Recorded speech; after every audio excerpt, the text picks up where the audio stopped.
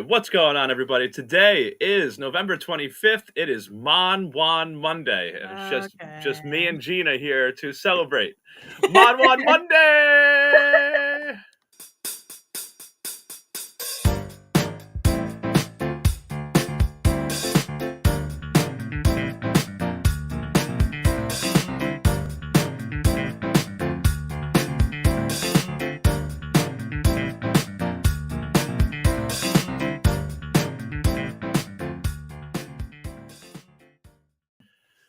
All right, my name, of course, is John Dunphy Wright, and I'm here as always with my fellow tribe mate, Miss Gina Morgino.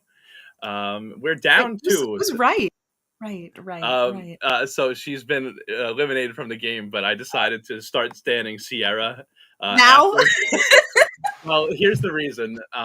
When she walked out to tribal council in this episode, it was raining, and the dress she was wearing, I mean, she just looked so good. And I said, all right, okay, Okay, enough. she's a jury member, but I'm going to start standing her now. So I'm loving Sierra in the jury because she's such a bitter Betty. she's she hates so pissed. everybody in this Yeah, game. she is so pissed. And I do enjoy that, the looks from her. I enjoyed Soul's first jury look too, just coming out with his vest, you know? So did the internet, let me tell you. People were losing it. Oh, really? Oh, yeah. Oh, wow. I didn't even realize that. But yeah, we're Strat Chat, your favorite reality TV podcast. Find us on the socials at Strat Chat Pod. So we're talking about episode 10 tonight, Loyal to the Soil. And this was an interesting episode. This whole thing has been interesting. It feels like there's no real like solid alliances except for like a couple of pairs, right? Like Sue and Caroline, we know are tight. But even some of the other pairs, like Gabe and Kyle, we saw starting to turn on each other in this episode. And there's no real like big majority. I feel like it's just kind of right. Like Everything's felt like very fluid this season. Like, and nothing really lasts longer than like maybe an episode or two. right, yeah, that's what it feels like. And so it was funny too. So one of the things I wanted to start on in this episode was just kind of the fallout from last tribal council when Soul got voted out, and we saw Teeny obviously left out of the vote, very upset. And we had then a conversation between Teeny and Genevieve. And it's funny because I know they came from the same tribe, but like I've never really thought of them as being like super tight or like working super closely together. Have you? Like, did I miss something? I don't know. I feel like they've both kind of been doing their own thing. It's just like their plans seem to have kind of been aligned up until recently, but I don't know that I've necessarily Yeah. seen them like plot with each other. They've just both happened to be on the same page until fairly recently. Right. You know? Yeah. But it was funny to me because there was a moment where, and I think Genevieve really got herself in some trouble. Like, Mhm. I know that like I felt like she'd been playing a pretty good game, but hadn't really made any big moves. And obviously, everybody wants to make a big move that they can put on their resume. But the way everything happened with Soul, I guess, just felt very sloppy. Like, and at first, I honestly didn't even put that all on Genevieve. Like, it felt like everyone was just on different pages. But then we got to this episode, and Genevieve was like, "Yeah, no, everybody knows that I was the one Mhm. that orchestrated this vote on Soul, and now everybody sees me as a threat." And it felt like somehow she came out. It was like the worst possible. Like she got the move she wanted, and yet it like blew up her game somehow. Like it Well, just I think her problem has been like there have been a couple of moves that she's orchestrated and she's been able to stay kind of under the radar.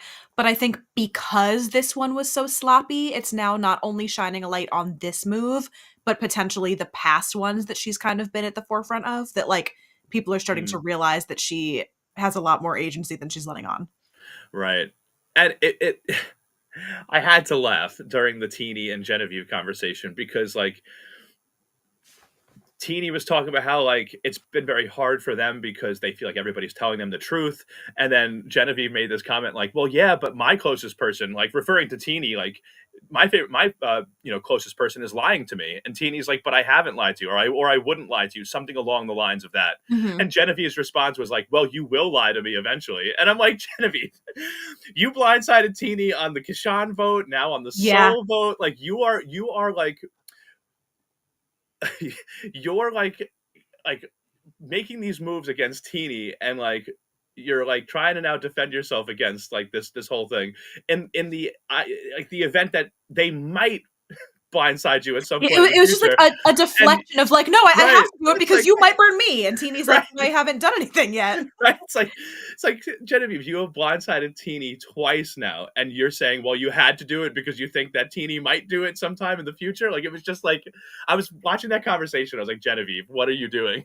It almost feels like one of those things where it's like someone hurts your feelings and you go to call them out on it, and it's like, "Well, you saying that I'm a bad person hurts my feelings. How dare you Right, accuse me of that," you know? right, right. Um, but yeah, so we'll see what happens with Genevieve.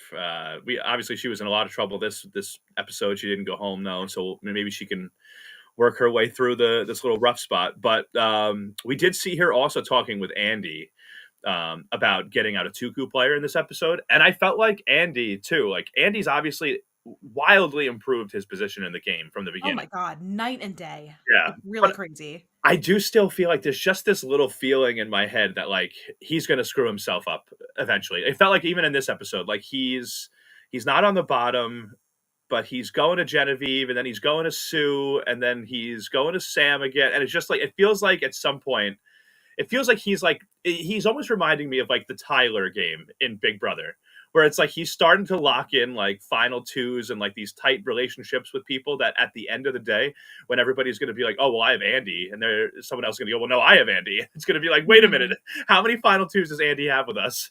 I Like, see that, but I also, like, I don't know, I feel like in a lot of confessionals, we're getting him, like, recognizing that his positioning has been getting better as the game goes on, but I also feel like from what we've seen of Andy, and again, I think I've said this before of like, I can't tell of the previous Andy stuff what was maybe like him heightening his anxiety to make himself look less threatening versus what he was actually feeling. But I do worry that Andy is going to be the one to get in his own way because he's like seeing that he's got good positioning, but is he going to psych himself out and be like, well, what if everybody's lying to me and I don't actually have all these alliances that I think I have? And I can see him kind of potentially imploding if he gets too in his own head about it. So I don't know. There's like his positioning is getting so much better, but there are a number of ways this can go wrong, and I'm like nervous to see what yeah, the end game looks like for him. I definitely still think that Andy is just his own worst enemy, but like Hmm. but I mean, he's done well for himself since the beginning of the game, so we'll see. Yeah. But honestly, even speaking of Andy, I just want to one more thing about this because there was another conversation in this episode later on that Sam was kind of leading, Hmm. and I feel like Sam had a good start to the game, got very cocky, and then like his game blew up, and he's been on the bottom. But I feel like even still now, like he's still treating Andy sort of the same way that he did in the beginning because like Andy's game, I feel like, is in a much better position than Sam's is right now. Yeah. But even in this, like Sam was like, "Oh, I have to pull in all the outcasts and all the people on the bottom to try to get the votes for Gabe." And I'm like, Sam, you need Andy way more than Andy needs you Yep. because Andy was one of those people. And I'm like, this has been Sam's problem, I think, is that he saw Andy on the bottom from the beginning, saw him as just this disposable number that he could use however he wanted. And then now, even to this day, while Sam is trying to like repair his own game, is just seeing Andy as this guy on the bottom that he can just pull in for a vote. Yeah. Like he's still just looking at Andy that way. And I'm like, you still haven't learned from your mistakes, Sam. Like, Hmm. but And it does make me wonder, like, is this one of those situations where we just have more information than Sam does? Like, how much of Andy's day to day on this beach is he really looking at and realizing, oh, he has more agency now, he's getting a better positioning? Or does he still, in his perception, see him as this, like, floundering person that doesn't really know what's going on? You yeah. know? Which is totally like, totally fair. That could be the case. I just feel like I think it's a real short-sighted from Sam, like Oh, considering yeah. that Andy was involved, if not like one of the main drivers of sending Sierra home, Yeah. like so like it's like Sam, you got to be smarter than that. But I totally get why he would be blinded by maybe not having all the information that we do. Mhm. But um so we had a reward challenge in this. Um and in this reward challenge, we had the team. The whole tribe was broken up into groups of three. So three groups of three. They were broken up randomly here, and I got to tell you, I kind of wish that we. I know it was just a reward, it wasn't immunity or anything like that, but I honestly prefer when we have to pick the people we want to be with. I feel like Mhm. it makes people show cards. I Yep. just like that better, and I feel like if you're gonna do it one way, like if you're gonna have people pick teams, like we saw them pick pairs in the last episode or whatever. Like I feel like I wish that they just pick groups for this one too, but I guess it's not really a big deal. Um, but we ended up with it was Genevieve, Sue, and Teeny. for in the yellow team, Andy, Caroline, and Gabe on the red team, and then Kyle, Rachel, and Sam on the blue team. And in this one, they basically had to push a ball forward through sand. I'm expecting you, Gina, to act as that like Kyle did. I could never come for his job like that. Each player, their feet and their hands were tied, and they had to slither through the sand, pushing a ball forward with their head or shoulder, like we saw some of them do. Then they'd get to a ramp where each of them had to roll a ball successfully onto a target at the end. And really, I mean, there's not Kyle, Rachel, and Sam blew this out of the water. They absolutely killed this. Not even close. Competition. Yeah, it was not close at all. And they got a reward that included some wraps, rice, which Rachel finally got her rice after she tried to sneak some in her pocket at the. I still say she should have been allowed to keep it. I'm still pissed about that. I know. But so yeah, they got their reward. They got their food. Obviously, they ate. They talked some strategy. Sam, Rachel, and Kyle were pretty much talking about getting Gabe out. And it was at this time, too, that we were kind of switching back and forth from Kyle talking about how he knew he had to get Gabe out eventually, and Gabe saying the same thing about Kyle on back at camp. But there was also talk about Genevieve's name being out there. I don't know. I feel like there's a part of me here that I guess I just can't believe that Kyle's still in the game. But like I couldn't help but laugh at this immunity challenge because it's like this is exactly what we said was going to happen. They had an opening where he did not win immunity and not one singular person named him as a potential person to vote out. And here he goes winning the night. There's literally only been one time since Merge that they could have gotten rid of him, and no one said his name. Yeah. Of course this was going to happen. Yeah.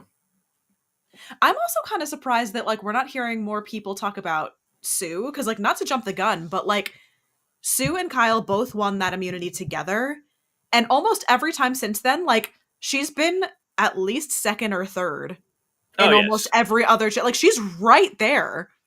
Yeah, no, Sue is awesome. She is a beast, and not enough people are looking at her. And she has a hidden immunity idol that no one knows about. So she does. That's right. And honestly, that's very exciting to me too. Just thinking about the future of the game, because losing Gabe in this episode, we now have 8 players left, and both Sue and Rachel have hidden immunity idols. So that's 25% of the people left in the game have hidden immunity idols that, as far as I know, nobody knows about.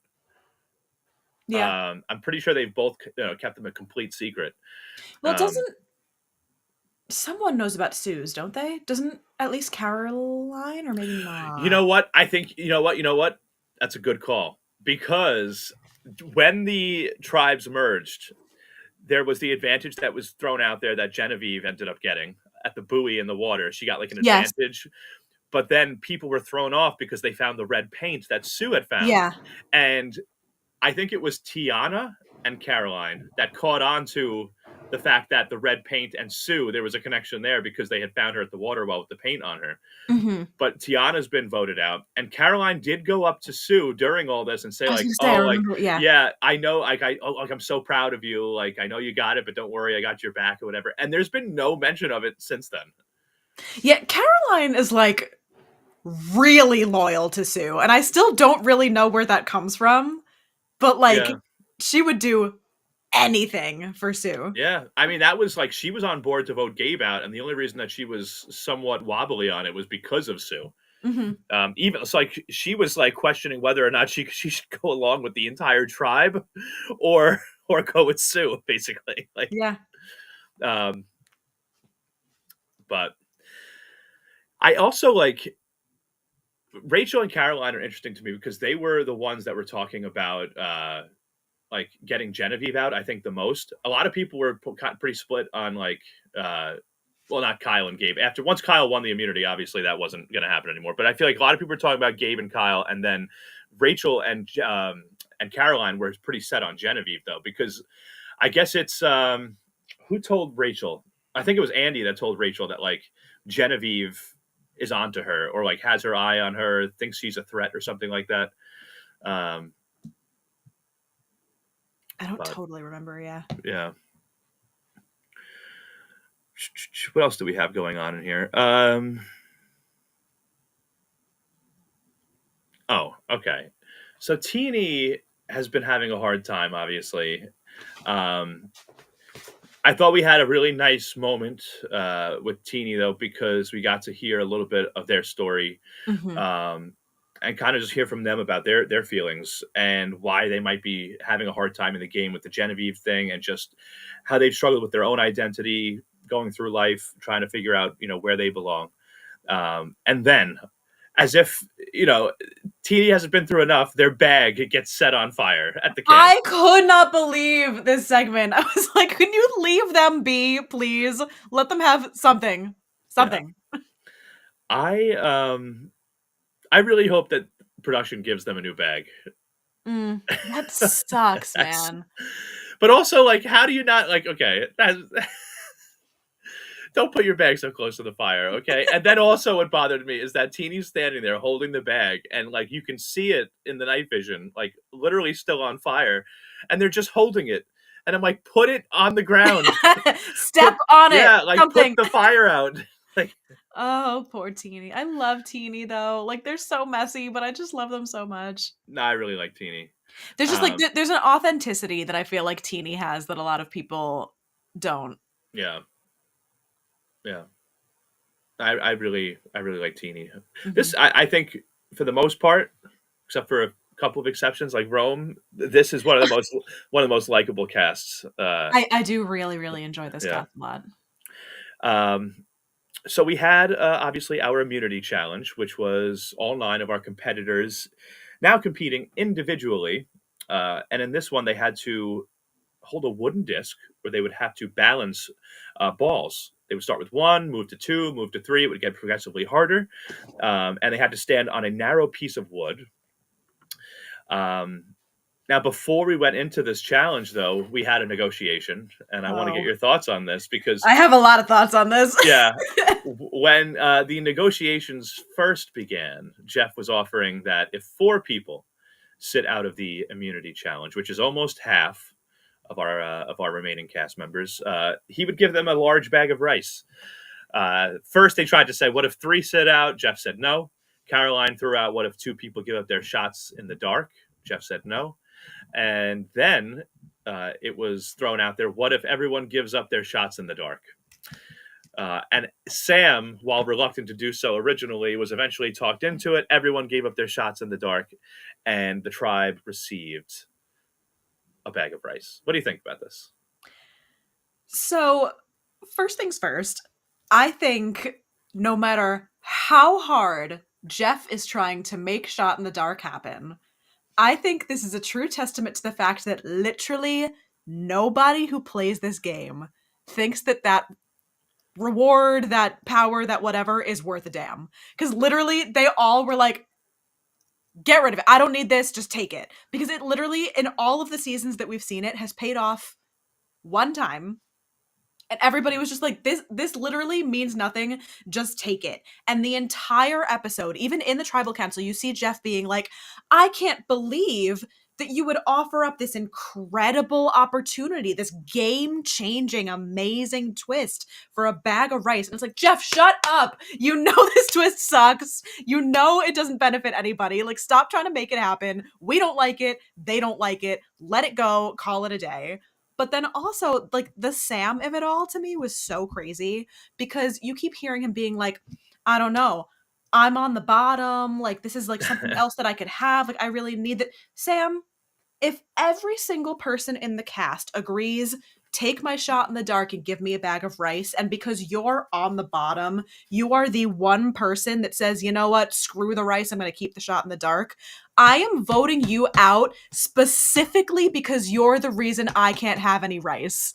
Like, you think you're on the bottom now? Be the one person that's the reason I can't eat. What are you talking about? No, yeah. It was a crazy conversation. I was like, Sam, they're literally begging you, and you're like, no, but I'm on the bottom. You know Shot in the Dark's not gonna pay off for you anyway. You're just gonna be more on the bottom because now I can't eat. Yeah. No, it's really annoying. Like, the shot in the dark sucks. It's so bad. like, I'd almost I mean, I don't know how to fix it. Like Literally, the Caleb one was the only one that worked. Everything right, else, it's been like even, like, when someone has been safe, like, because I think there was one other time that someone was safe, but the but they vote didn't wasn't on need them it, yeah. anyway, so, I think like, it it was didn't Jamie. matter. Jamie from, I don't remember what season that was. Yeah, it was, like, one of the first votes, though, and no Yeah. votes were even on. She was Yeah, so just it didn't super matter. paranoid. I don't know how you fix it. Like, I wish there was because I like the idea of someone, like, going into tribal, being super desperate, like, throwing up that last chance, like, to save themselves and, like, it being, like, a good twist, but, like, I feel like the shot in the dark right now just isn't the way to do it. Just It just yeah. never pays off. I will say, though, I if we go back to, like, the whole Rachel trying to, like, steal rice from the previous challenge, this worked out so beautifully because Rachel, who had already used a shot in the dark and did not need to give anything up, now just gets free rice without having to lose anything because she didn't even have a shot in the Yeah. dark to give away, and I was like, "I love this for her." She was like, "I tried to steal rice before, now everybody's giving something up in the game, I already used it, it already benefited me, I'm getting off free. Like, I don't gotta give Yeah. up again." Yeah. We also have a comment here from Frank that says Jeff needs to edit that shot in the dark to be 1 and 3. And I have thought about that also. Mm. And, like, I almost like, I would love if it was, like, a public thing, like, the challenge had a season where, you would have one person that was automatically going into elimination, and then there would be 3 people that would be at risk, and they would have, like, sort of like a draw where it was like oh, you've seen a draw on the Oh, yeah, challenge yeah, yeah, yeah. before, but, like, it would be like, let's just say it's even 1 person, right? And they have to go up to Jeff where he reads out the votes, and there's 3 things they can choose from, and there's 1 thing that has a skull and crossbones. Didn't Well, we we've see seen something something like that similar to this, before, right? Yeah, yeah. yeah. And I'm like, why can't that be the shot in the dark? It's like if I public don't remember who it was, but I remember there was, like, a it was, like, either a fire or, like, a something where it was, was like it like James? Was that his name? James something maybe? I you don't could know. literally say it was any name on any season, and I'd be like, "Yeah, for sure." I have no idea when it happened, I just remember seeing it. But I feel like that would be better because it's public. The whole tribe can watch it play Mhm. out. It's a 1 in 3 chance, so it's better odds. Like, Yeah. it's like I just feel like that would be more exciting than just this pointless shot in the dark. But Mhm. then that, people are so willing to give up anyway. Like, it's just Literally, they didn't give a shit. They were like, "No, just yeah. take it." And like, it's not even like, it's not like I don't even know what I'm trying to say here. Like, nobody's secure here. Like, we're so close to the end. Like, you really Right. like I get it. Like we're saying, we feel like it's useless. Um, but the fact that, like, this whole thing that Jeff is saying is game changing, that everyone is just so willing to give away at this point in the game, more than halfway through when you're that close to the end, Mhm. like then you know that it's not an effective twist, I feel like. But It was also the fact that, like, multiple times through the episode, even in the tribal council, he kept trying to be like, "This incredible twist," and you just gave it up, and it's like, "Jeff, they clearly don't care about the shot in the dark. Let yeah, it go, the twist sucks." Like yeah. Um, but yeah, Kyle won again. Like we said, it was came down to the wire between Sue and Kyle, but Kyle did take it out. This left Gabe open, for being voted out. Obviously, Genevieve's still at risk. Um, but yeah, I mean, basically after the immunity challenge, there was just a little bit more back and forth on do we go for Genevieve or do we go for Gabe. Uh, Once we got to tribal council, though, it was downpouring. Mhm. Sierra came out looking absolutely magnificent. Um, and They both look great, alright? oh, I don't know. They looked okay. Genevieve, Sierra looks great. I'm reading Genevieve's I name was on like, the paper. "Genevieve wasn't there, girl." That's why I'm saying Genevieve. No, Sierra looked great. Solo looks pretty good. He did. He did. But Sierra, very hot. But yeah, Gabe got voted out. I think there was what? So obviously Gabe voted for Genevieve, Sue voted for Genevieve, and everyone else voted for Gabe. Yeah. Um, yeah, I mean, what do you think Sue's going to do when they go back, being the only one left out of the vote? Lord knows. Implode, probably. Right? I I feel don't know, like she's wild. I feel like she's going to be upset. I'm curious to see what like the conversation between her and Caroline is, because Mhm. Gabe said to Caroline on the way out, like, "Oh, you got a little snake in you, huh?" And clearly everybody heard it because Andy asked Caroline after, like, "Did he just call you a snake?" So, like, I feel like Sue is gonna have a lot of questions for Caroline, and I'm curious to see how Caroline's gonna respond to that. I just like I still can't decide if I think that they made a good decision. Like, I think honestly, even though she was thinking about it of like taking away a number from Sue isn't good because like that's my number one. I think that Caroline was smart to get rid of Gabe because now that's one less person that you know she could be loyal to ahead of you.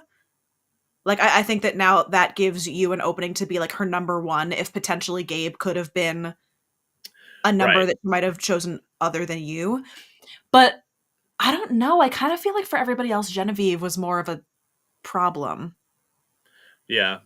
I agree with that. I feel like this move pushes Sue even further into Caroline's arms. Like you said, now there's no way that Gabe could ever somehow convince Sue, like, "Hey, it's a good idea to get rid of Caroline." Like, that can't Mhm. happen now, so that's good. But I do agree. I think that Genevieve, like, who knows? Like, Genevieve now has a little bit of space from the soul vote.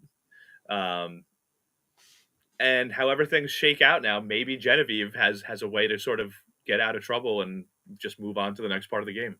Yeah, like, I don't know, Gabe is, like, a very strong competitor, but I feel like he hasn't really had a lot of power or agency in the game to really do much, whereas we've seen multiple times Genevieve was either the brains behind a vote or the person who was able to garner enough votes to have it go her way as opposed to what the other plan was. I feel like she's a little too influential to like have that not have been a closer vote. Mm, yeah. I don't know. I think she's more dangerous. Yeah. I mean, we're gonna see. We're gonna see. It's very interesting. From what we saw on the next on, Sam made a comment that he thinks that Rachel's got something up her sleeve. So we'll see what that means. Um, I don't know if maybe she dropped a hint that she's got an idol or some kind of advantage, and he's picking up on that or something, or if there's something else that happens in the next episode.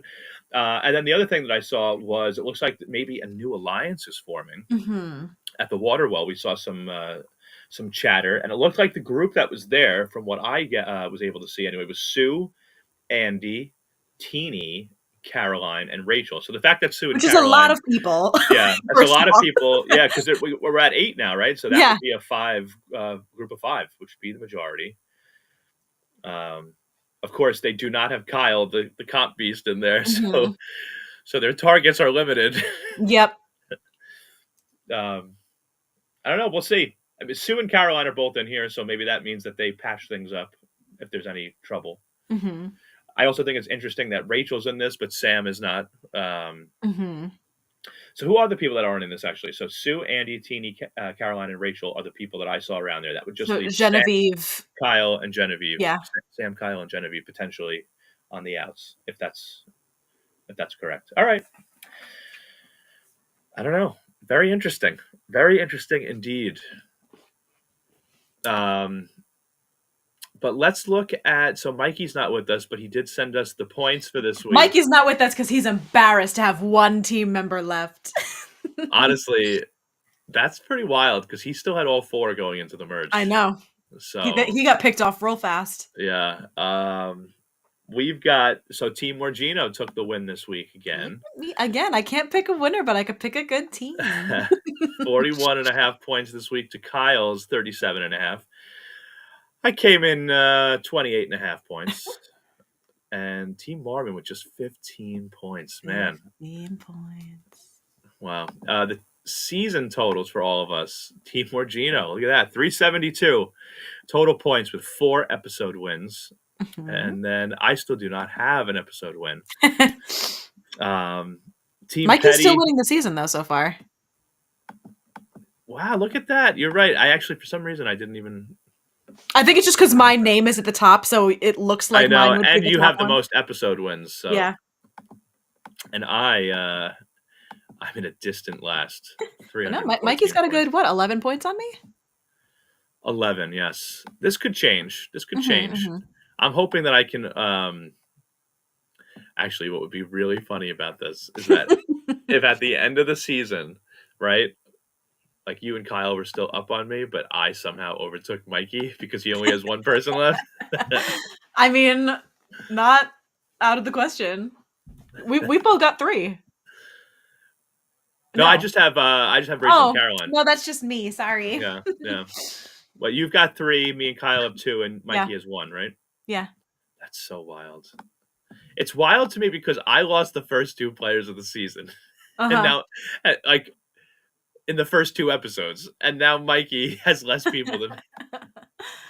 He had a good run. He had a good He run. did, he did. Our, for the episode, each individual cast away the points that they got. Kyle got 24, Rachel with 18, Sam with 17. That's so interesting because I don't have anybody in the top point getters, but still somehow won the episode. So wait, you have what? Teeny, Genevieve, And Andy. and Andy. Okay. All right. Kyle has what? Sue and Kyle? Yep. Okay. Look at that. Okay. Very interesting. Our season totals for the castaways. Kyle with 130. This is very tight at the top. His immunity 135. wins really freaking because again, I think we talked about this last week that like for the first half of the season, he was literally not in the episodes.